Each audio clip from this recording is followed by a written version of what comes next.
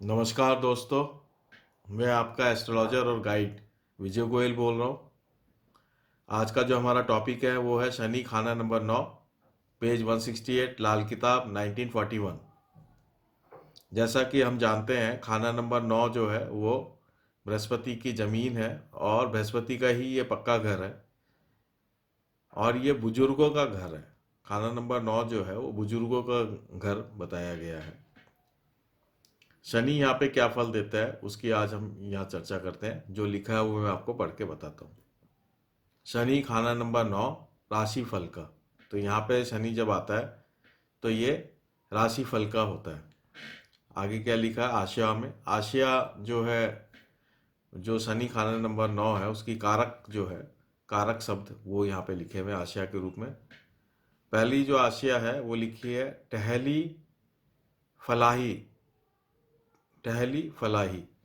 टहली जो है ये पेड़ का नाम है, दरख्त का नाम है। फलाई भी पेड़ का नाम है, दरख्त का नाम है। तो टहली नॉर्मली उस तरह का पेड़ होता है जैसे शीशम का पेड़ है। शीशम का पेड़ का शायद ये पंजाबी शब्द है, ऐसा मेरा अनुमान है। फलाही भी इसी तरह का कोई मजबूत पेड़ का शब्द है जिससे फर्नीचर वगैरह बनते हैं। ऐसे फर्नीचर जो लंबे समय तक टिकते हों, ऐसी लकड़ी जो लंबे समय तक काम आती हो, जो फर्निशिंग में काम आती हो, मकान बनाने में काम आती हो, मजबूती में काम आती हो, ये उन लकड़ियों के नाम है, उस तरह के पेड़ों के नाम है। शाह या पुरानी किस्म की लकड़ी। दूसरी जो आशया लिखी है वो लिखी है शाह या पुरानी किस्म की लकड़ी। शाह का मतलब ब्लैक है, ब्लैकिश कलर जो डार्क ब्राउन कलर जो हो जाता है वो शाह है। और पुरानी किस्म की लकड़ी यानी जो ड्राई हो चुकी हो, सूख चुकी हो और मजबूत। तो यहाँ पे जो लकड़ी की बात हो रही है ये मजबूत लकड़ी की बात हो रही है, जो फर्निशन में, जो फर्नीचर में उपयुक्त हो, जो काम आती हो, जिसकी उम्र बहुत लंबी हो। एक बार जिसका फर्नीचर बन जाए तो दादा बढ़ते पोता बढ़ते, दादा बनाए पोता बढ़ते वाली स्थिति हो, इस तरह की लकड़ियों की बात हो रही है। बृहस्पति का उपाय मददगार होगा बहैसियत त्यागी गुरु। तो यहाँ पे पहली लाइन में, पहली आशा में ही लिख दिया है कि बृहस्पति का जो उपाय है वो ही यहाँ पे मददगार होगा, क्योंकि बृहस्पति की ये पक्की जमीन है और बृहस्पति की पक्का घर भी है। बहैसियत त्यागी गुरु। नौवे शनि सबसे वली है, सिर्फ बुध से डरता है। बुरा यहाँ वो कभी ना करता, तीन पुस्त तक चलता है। यहाँ पे क्या लिखा है? नौवा शनि सबसे वली है। वली शब्द लिखा है यहाँ पे, बली शब्द नहीं लिखा, वली। मुसलमानों में अली, वली, मलंग, इस तरह के बहुत सारे शब्द आए हैं। इसको हम हिंदू में अगर, मतलब उर्दू के अलावा हिंदू, अगर हिंदी शब्द इसका हम देखें तो वली का मतलब वैसे होता है अघोर, अघोरी। जो अघोरी होते हैं, अघोर शब्द, अघोरी शब्द वो वली है। तो नौवे शनि सबसे वली है, सिर्फ बुध से डरता है, यानी कि जो नौवे घर का जो शनि है वो बहुत पावरफुल है और वो बहुत शक्तिमान है। उसमें अघोरी शक्तियां हैं, जैसे अघोर में शक्ति होती है, कुछ दैवी ताकतें हैं।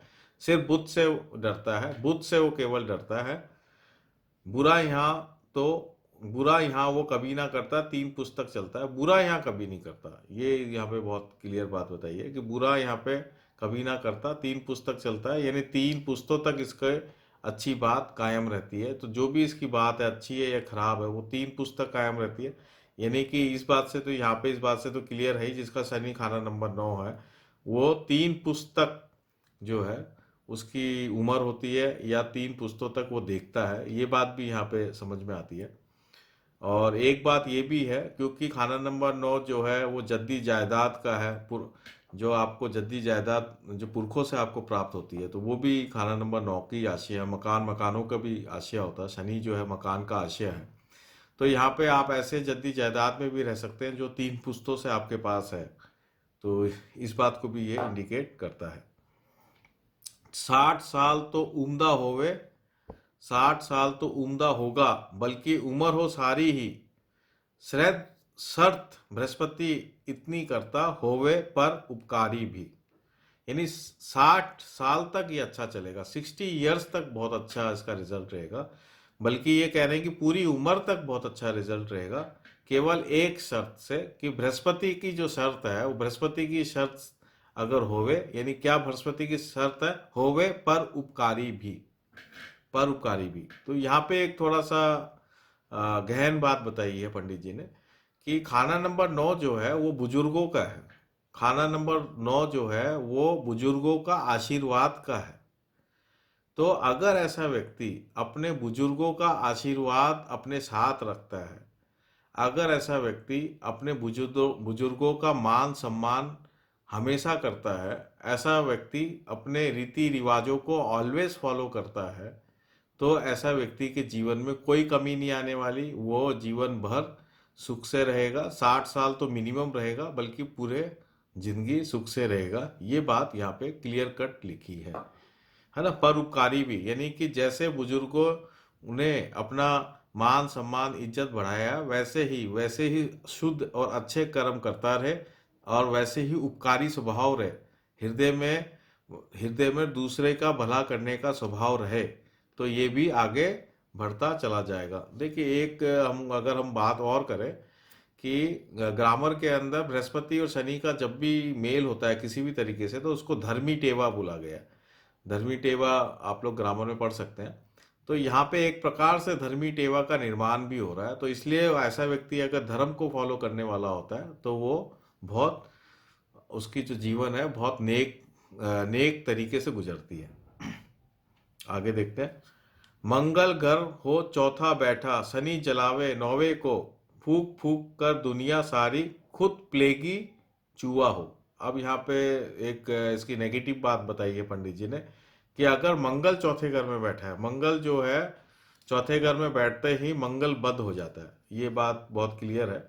शनि जलावे नौवे को, अगर मंगल चौथे घर में है और मंगल बद बन गया है, और चौथा घर जो है बृहस्पति की उच्च राशि भी होती है, और ये बृहस्पति का खाना नंबर 9 जो है जमीन भी और पक्का घर भी है, तो बृहस्पति के लिए तो बहुत ही स्ट्रांग हाउस है। तो बृहस्पति खाना नंबर 9 में जो है नीच का हो जाता है, और वहाँ पे वहाँ पे उच्च का होता है। बृहस्पति खाना नंबर 9 में उच्च का होता है, लेकिन अगर वहाँ मंगल बैठा हुआ है तो वो मंगल बद हो जाता है। मंगल वहाँ नीच का होता है और मंगल बद भी हो जाता है।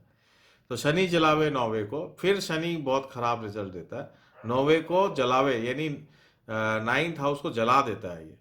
तो जलाने यानी मंगल की जो हीट है, जो मंगल की नेगेटिव एनर्जी है, वो 9th हाउस में आ जाती है। यानी कि इसका बहुत सारे मतलब होते हैं कि उनके बुजुर्गों की या उनका ये मान सम्मान नहीं करता, बिल्कुल भी उनका अपमान करता है, अपने खानदानी परंपरा को नष्ट कर देता है, और लानत बेइज्जती बहुत ज़्यादा हो जाती है जलावे के। और बुजुर्ग बुजुर्ग कई बार बीमारी से इनसे पीड़ित हो जाते हैं। तो इस तरीके से इसके शनि जलावे नौवे का के बहुत सारे मतलब होते हैं। फूक फूक कर दुनिया सारी, खुद प्लेगी चूहा हो। देख, खाना नंबर 9 में केतु उच्च का होता है, और अगर मंगल बद हो गया है तो केतु भी खराब हो जाता है, और चूहा जो है वो केतु की आशा है। तो यहाँ पे क्या लिखा है, फूक फूक कर दुनिया सारी। ऐसा व्यक्ति फूक फूक कर दुनिया सारी यानी सारे दुनिया को फूक देता है, सारी दुनिया को जला देता है। यानी कि ऐसा व्यक्ति जो है दूसरों को लूटने वाला, खसोटने वाला, झूठ बोल के काम करने वाला होगा, और खुद प्लेगी चूहा हो। यानी कि इस तरह का होगा प्लेगी चूहा, यानी ऐसा चूहा जो प्लेग से ग्रसित है। तो प्लेगी चूहा क्या करता है, जब प्लेग का चूहा फैला था तो सबको बीमार कर दिया, चाहे घर हो, चाहे समाज हो, चाहे सोसाइटी हो। तो प्लेगी चूहा का मतलब ऐसा व्यक्ति इतना लानत भरा होता है कि वो जहाँ भी जाता है वो उसका दुष्ट प्रभाव चारों तरफ फैल जाता है। ये यहाँ पे बताने की कोशिश की है। तो नॉर्मली ये क्या क्या हो सकता है, जैसे कई बार हम लोग देखते हैं कि ऐसे व्यक्ति जो होते हैं बड़े इस तरह का काम भी करते हैं जो बहुत समाज से घृणित काम होते हैं, जैसे कि कत्ल खाने खोल लेते हैं कई बार, और जैसे मीट स्लॉटर हाउस है ना, चमड़ा निकालने का काम, ये निकालने का काम, तो ये भी कर लेते हैं। ये एक समाज का बड़ा बहुत अच्छे नज़र में नहीं देखा जाता इस तरह के काम को। तो ये करना, या बुजुर्गों के खिलाफ जाके बुजुर्गों का अपमानित काम करना, ऐसा काम करना जो बुजुर्गों के मान सम्मान के बिल्कुल खिलाफ हो। या एक और बात इसमें होती है जो है कि ऐसे लोग जो है दूसरे लोगों को बड़े बड़े सपने दिखाते हैं, और बड़े बड़े सपने दिखा के फिर उसमें उनके बहुत सारे पैसे लगवा देते हैं उस काम में। फिर वो पैसे लगवाने के बाद वो काम भी डूब जाता है, खुद भी डूब जाते हैं, और उन उन पैसों को भी डूब जाते हैं, दूसरे लोग भी उनके साथ डूब जाते हैं। तो इस तरीके से भी आजकल ये मॉडर्न तरीका है मतलब एक तरह से ये भी एक प्लेगी चूहे के अंदर ही ये भी बात आती है कि दूसरों को सपने दिखा के लूट लेना। तो ये भी प्लेगी चूहा वाली बात होगी। तो ये इस तरह के मैंने आपको एग्जांपल्स बता रहा हूँ कि इस तरह की चीज़ें भी आती हैं। तो ये नेगेटिव, अगर शनि यहाँ पे खराब है तो इस तरह का रिजल्ट भी देता है। आगे चलते हैं। आगे जो लाइनों में लिखा है वो मैं बताता हूँ। मकानों व मुसाफिरों के सामान की तालीम देने में कामयाब मर्द होगा। तो ऐसा व्यक्ति जो होगा मकान बनाने में, मुसाफिरों के सामान, मुसाफिर जो है ट्रैवल एजेंट होगा, ट्रैवल से संबंधित बड़ा काम कराने वाला होगा। तो मकानों व मुसाफिर के सामान की तालीम, है ना, देने में कामयाब मर्द होगा। तो ऐसे जो लोग होते हैं जैसे आर्किटेक्ट होते हैं या टीचर या प्रोफेसर बन जाते हैं, जो आर्किटेक्ट को पढ़ाने वाले होते हैं, या ट्रैवल्स टूर्स एंड ट्रैवल्स के प्रोफेसर बन जाते हैं, ट्रेनर्स बन जाते हैं। खासकर तालीम का मतलब यहाँ पे मैं ज़्यादा एक रेगुलर पढ़ाई की जगह मैं ट्रेनिंग की बात ज़्यादा मुझे लगता है कि ऐसे लोग जो होते हैं ट्रेनिंग देने वाले होते हैं। कई बार एचआर जो डिपार्टमेंट होता है उसमें जो ट्रेनर्स होते हैं उनका भी शनि खाना नंबर 9 में हो सकता है एचआर ट्रेनिंग के अंदर। तो इस तरह के लोग इस तरह के कामों में आगे जाते हैं। तो हम ये भी कह सकते हैं कि कंस्ट्रक्शन के काम होए, आर्किटेक्ट के काम होए, उसमें भी बड़े आगे जाते हैं, उसमें बहुत कामयाब होते हैं। ये एक शुभ संकेत, शुभ शनि के रूप में बताया है। हमदर्द व सखी होगा, हमदर्द होगा, लोगों का हमसाया होगा, हमदर्द होगा, मदद करने वाला होगा। ये बहुत अच्छी बात बताई है। घर में खड़ा हुआ पत्थर उम्दा, उत्तम और नायाब किस्मत का सबूत होगा। घर में खड़ा हुआ पत्थर उम्दा, उत्तम और नायाब किस्मत का सबूत होगा। तो यहाँ पे ये बताया कि अगर घर के अंदर कोई पत्थर है जो खड़ा हुआ है तो वो बहुत ही अच्छी किस्मत का सबूत होगा। तो ये बात थोड़ा सा बिल्कुल अटपटी सी लगती है कि खड़ा हुआ पत्थर क्या है, लेकिन मेरे नज़र में ये बिल्कुल अलग है। इसका जो मतलब है वो ये है कि शनि जो है खाना नंबर 7 में उच्च का होता है, और खाना नंबर 7 जो है शुक्र और बुध दोनों का पक्का घर है। ठीक है, शुक्र और बुध दोनों का पक्का घर है। और खाना नंबर 9 में अगर हम इसके ग्रामर पोर्शन में जाएंगे, खाना नंबर 9 के ग्रामर पोर्शन के अंदर, तो वहां पे लिखा हुआ है कि मंगल, बुध और शुक्र और बुध, इनकी स्थिति जो है खाना नंबर 9 में बहुत ज़्यादा इफेक्ट डालती है। तो यहाँ पे जो ये खड़ा जो पत्थर है, खड़ा पत्थर का मतलब है यहाँ पे शुक्र। अब ये कैसे है, शुक्र कैसे है खड़ा पत्थर? तो हम खाना नंबर 7 में हम देखेंगे कि वहाँ पे चक्की की बात की गई है। जो आटा पीसने की जो चक्की होती थी उसमें दो पत्थर होते हैं, एक नीचे एक पत्थर होता है, एक ऊपर में एक पत्थर होता है। ऊपर वाला जो पत्थर होता है वो घूमता हुआ पत्थर होता है, और नीचे वाला जो पत्थर होता है वो फिक्स पत्थर होता है, वो हिलता नहीं है। तो जब हम उसमें अनाज डालते हैं उस चक्की के अंदर, फिर हाथ से उसको ऐसे घुमाते हैं, तो ऊपर वाला पत्थर घूमता है और नीचे वाला पत्थर फिक्स रहता है और अनाज पिस के आ जाता है। तो ये वहां पे इस पत्थर की बात की गई है, उस बात को इंडिकेट किया गया। तो जो ऊपर वाला पत्थर है वो खाना नंबर 7 में क्या बोला, उसको बुध बताया है। और जो नीचे वाला जो पत्थर है उसको शुक्र बताया है। और जो कील है वो खाना नंबर 8 बताइए ग्रामर के अंदर। आप ग्रामर पढ़ेंगे तो आपको समझ में आएगा। तो यहाँ पे जो बात बताई है वो यही है कि ये जो खड़ा हुआ पत्थर है, ये खड़ा हुआ पत्थर बेसिकली शुक्र है। अगर शुक्र अच्छा है कुंडली में तो बहुत अच्छी बात है, यानी कि उसकी किस्मत जो है बिल्कुल नायाब और उत्तम होगी, बहुत ही शानदार होगी।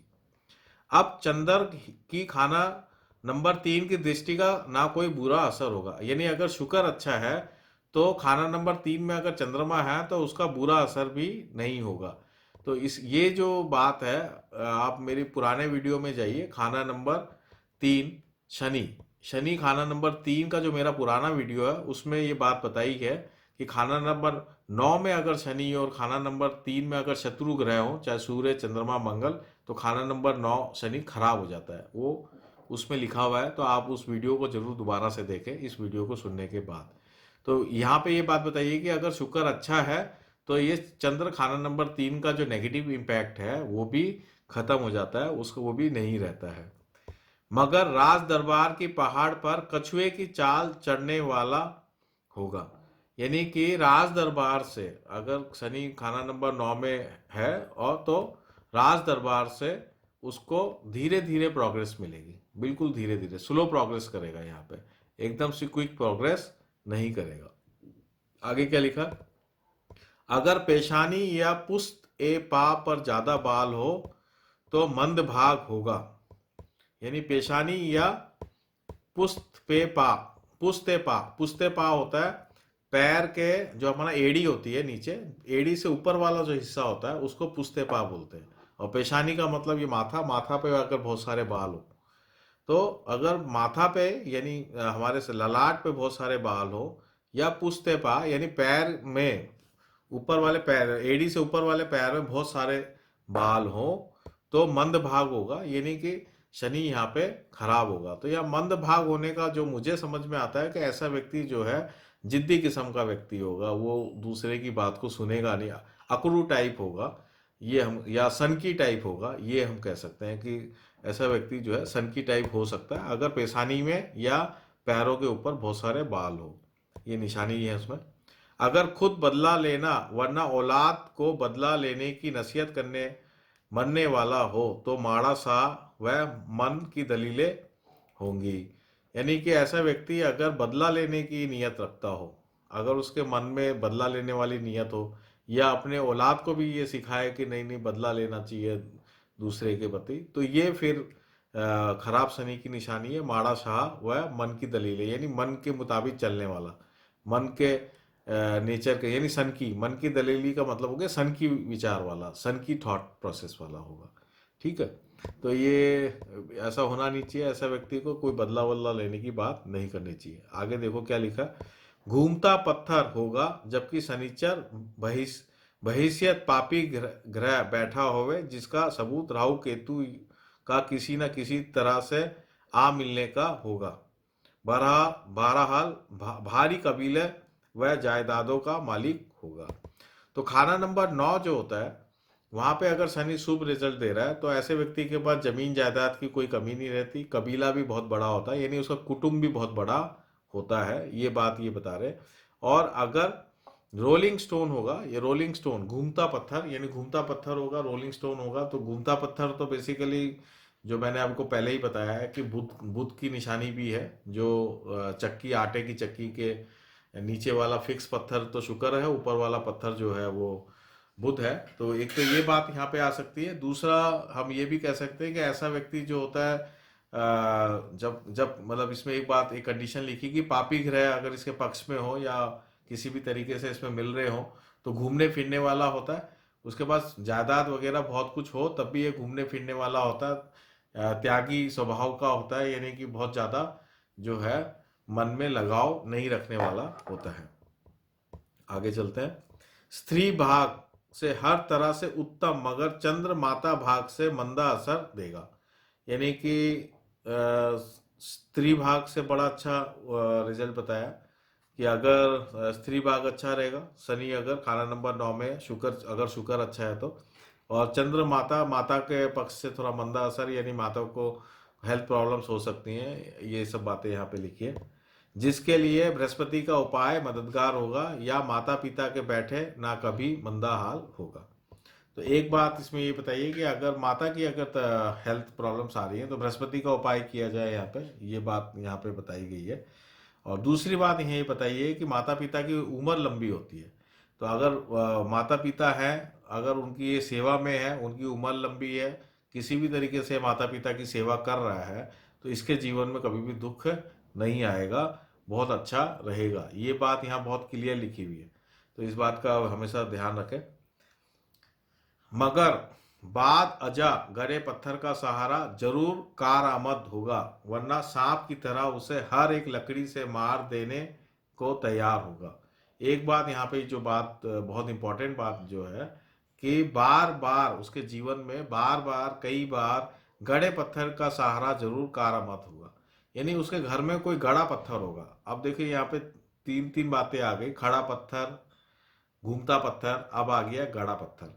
तो यहाँ जो गड़ा पत्थर है, यहाँ गड़ा पत्थर का मतलब होता है कि ऐसे व्यक्ति के कुटुंब में जो है पितरों की सहायता बहुत होती है, या ऐसी देवी देवताओं की बहुत सहायता प्राप्त होती है, जिसका खाना नंबर 9 में शनि है, तो उनको पूजा जाता है। उनको पूजने के लिए कोई पत्थर को गाड़ देते हैं और उस उनका रूप प्रतिरूप मान के उनको पूजा जाता है, तो इनके परिवार में ऐसा कोई ना कोई निशानी होती है। ये बात है। यहाँ पे जो शनि जिसको सांप भी बोला गया, तो वो हेल्पफुल सांप है, यानी यहाँ पे ऐसा सांप जो आपकी मदद कर रहा है, ठीक है। तो यहाँ पे बार बार, यानी आप जिस कुल देवी देवता को मानते हैं, आप जिस आपके परिवार में जो देवताओं का कई पीढ़ियों से, 8-9 पीढ़ियों से, 9 पीढ़ियों से कम से कम, क्योंकि खाना नंबर 9 है, तो 9 पीढ़ियों से आपका वहाँ संबंध होगा। वहाँ पे अगर आप पूछते रहेंगे, वहाँ पे आप जाते रहेंगे, वहाँ पे जो भी ट्रेडिशनल पूजा है वो करते रहेंगे, तो आपके जीवन में कोई प्रॉब्लम नहीं आएगी। वो सबसे बेस्ट सहारा है। वो आपको बार बार जरूरत पड़ेगी।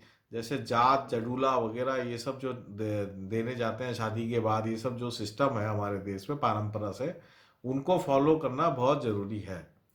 वरना सांप की तरह उसे हर एक लकड़ी से मार देने को तैयार होगा। अगर आप ये सब नहीं करेंगे तो फिर आपका जो है, जो पक्ष है, जो वली है, जो मजबूती है, वो नहीं होगी। आप हर जगह पिट जाएंगे। गो आखिर पर ना किसी का किसी के जेरबार होगा।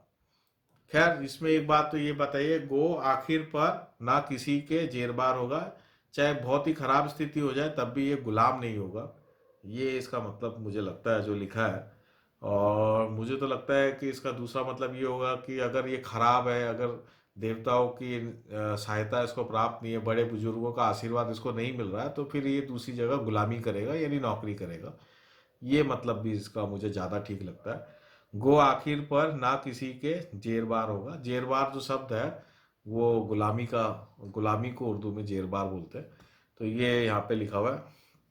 आगे देखिए, निज शनि खाना नंबर 3 भी देखें।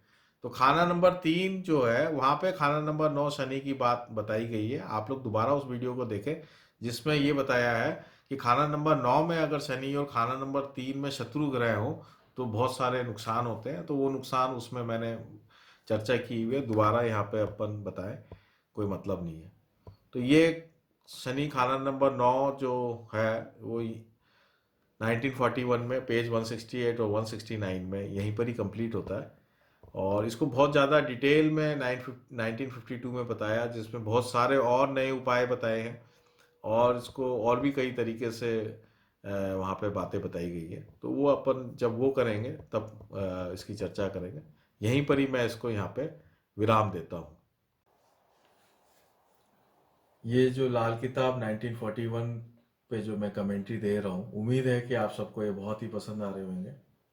ये एक ओरिजिनल ऑथेंटिक कमेंट्रीज हैं, और जो भी लाल किताब सीखना चाहता है उनके लिए बेसिक्स हैं। उनको ये समझ में आएगा कि कैसे ओरिजिनल लाल किताब को हम इंटरप्रिटेट कर सकें। तो आप इस चैनल को, मैं चाहता हूँ कि आप इस चैनल को जो है सब्सक्राइब करें, लाइक करें, उसमें जो बेल का आइकन होता है उसको आप प्रेस करें, कमेंट दें। आप कमेंट बहुत ज़रूरी है। कमेंट देने से एक टू वे हमें कम्युनिकेशन का पता चलता है कि आपको ये पसंद आ रहा है, नहीं आ रहा है। कोई आपका सुझाव हो, आइडिया हो, वो आप दें, ताकि हम उसको इंक्लूड कर सकें और इसको बेटर कर सकें। आपकी कोई क्वेरी हो, कोई शब्द आपको नहीं समझ में आया हो, तो वो आप दें, तो मैं उसको आगे नई वीडियोस में एक्सप्लेन कर पाऊँ। इसको और बेहतर करने के लिए आप जो भी आप मेरे को सजेशंस देंगे वो मैं ज़रूर इसको फॉलो करूँगा। ज़्यादा से ज़्यादा जो जिज्ञासु लोग हैं उसमें ये फैले, इसलिए आप लोग इसको शेयर करें, ज़्यादा से ज़्यादा शेयर करें। जो लाल किताब सीखना चाहते हैं या जो ज्योतिष की बेसिक नॉलेज को समझना चाहते हैं, वहाँ पे आप अपने ग्रुप्स में, फेसबुक में, आपके जो भी सोशल हैंडल्स हैं, वहाँ पे आप इसको शेयर करें, ताकि ज़्यादा से ज़्यादा जिज्ञासु लोगों के पास ये ओरिजिनल जो ऑथेंटिक कमेंट्रीज है वो पहुँच पाए। नमस्कार, जय हिंद।